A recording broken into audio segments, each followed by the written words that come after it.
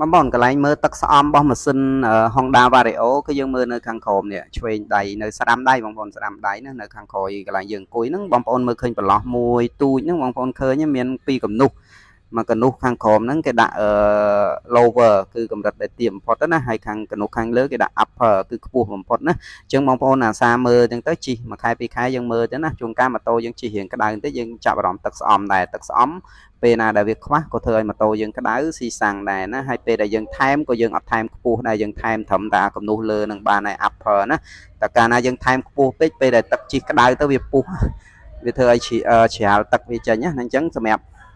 ទឹកស្អំរបស់វាបងប្អូនណាទឹកស្អំរបស់វាក៏យើងត្រូវដូរដែរដល់រយៈពេលកំណត់ 20000 គីឡូឯជាងយើងគួរដូរបានយើងដូរទាំងទៅណាព្រោះទឹកស្អំក៏វាមានគុណភាពដែរយើងអាចជិះរហូតហើយក៏អាចថែមរហូតដែរណាយើងថែមពេលដែលខ្វះទេប៉ុន្តែដល់ពេលទឹកស្អំនឹងវាអស់គុណភាពហើយយើងអាចត្រូវដូរចេញហ្មងណាមកកំប៉ុងវា5 6រៀលអីទេណាអញ្ចឹងទឹកស្អំជួយឲ្យម៉ាស៊ីនយើងរត់ស្ងាត់ណាអញ្ចឹងបងប្អូនធ្វើការ Honda Vario ណាស្អាតអានេះពណ៌ខ្មៅគ្រើមហើយតែមរបស់វាបងប្អូនខ្លះស្រឡាញ់លាបបងប្អូនខ្លះស្រឡាញ់តែនិយាយទៅតាមជំរឿបងប្អូនណាអញ្ចឹងសម្រាប់អានេះឆ្នាំផលិត2024ស្អាតហើយបងប្អូនត្រូវការបានតម្លៃឯកសារក៏បានដែរណាអញ្ចឹងមលក់ខំ100 ដុល្លារបងប្អូនសួរនាំបានណាអញ្ចឹងអរគុណច្រើនបងប្អូន